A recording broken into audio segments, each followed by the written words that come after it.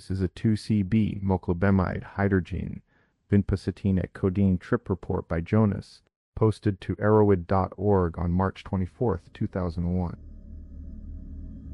I began the night at 2100 hours. I swallowed 80 milligrams of moclobemide, brand names Erotic and Manarix. My intention was to block the enzymes that normally break down certain neurotransmitters. I knew that the blockage would make the brain more receptive to whatever I took later.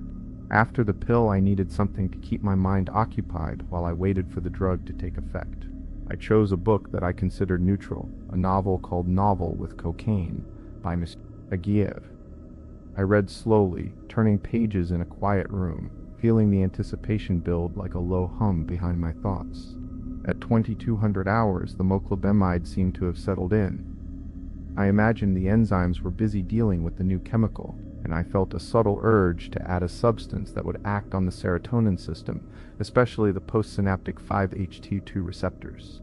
I decided on 2CB, a phenethylamine that I had used a few times before. I had two kinds of small white pills in a jar. Some were labeled 2CB, MAO A, and some were Vinpocetine. I could not tell them apart by sight, so I took 4 pills of each type to be safe. The total amount of 2CB was roughly 20 milligrams. The onset was smooth. Within an hour I felt a gentle lift, a sense of lightness spreading through my limbs. By 23:30, the experience reached its peak. I looked at myself in a mirror and saw that my pupils were very large, almost like black holes. The room was filled with a warm, soft glow that seemed to come from inside my own head.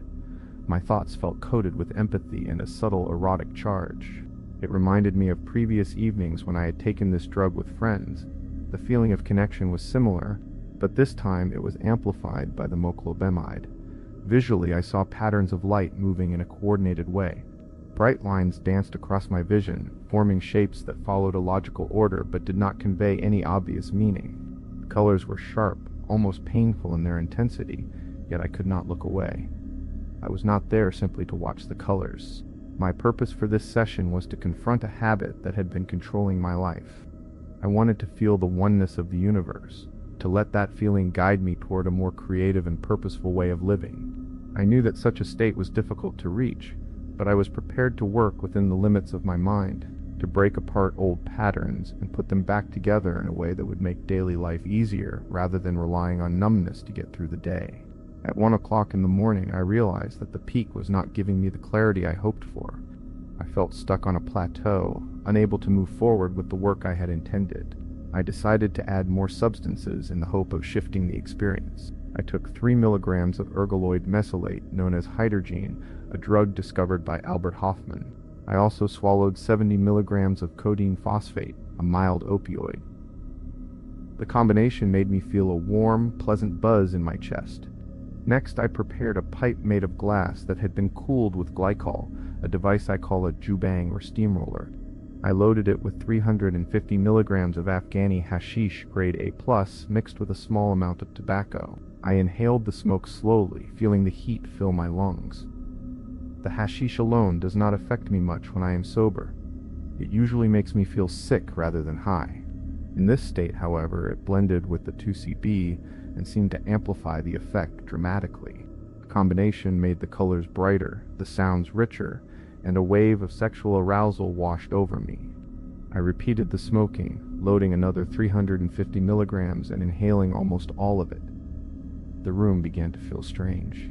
The walls seemed to breathe, and I sensed a presence that was not part of my ordinary perception.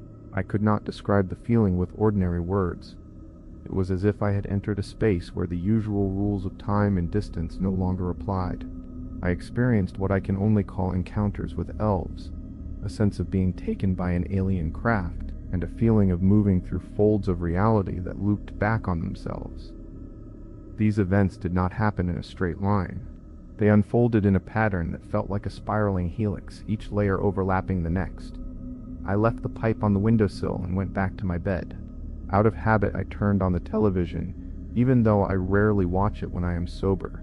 The screen displayed ordinary programs, but under the influence I began to project my own inner narratives onto the people I saw.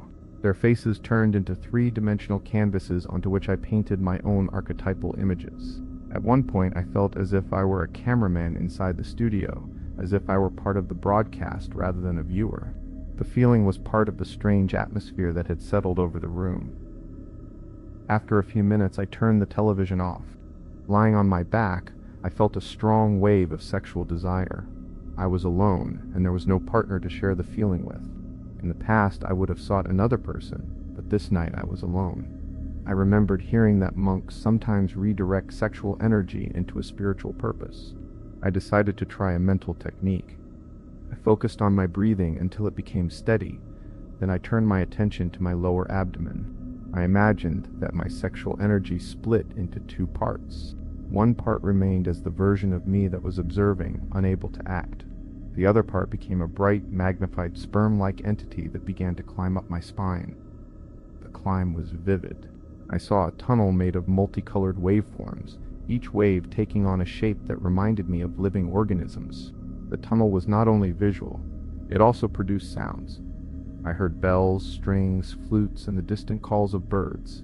The air was filled with a mixture of fruity scents that seemed to come from nowhere. My sense of touch was filled with the feeling of moving through a dense forest of soft mucous membranes. It was as if I were swimming through a living, breathing passage. The journey continued upward toward my head. The sensations grew more intense. When the sperm-like entity reached the top of the tunnel, it merged with the brain.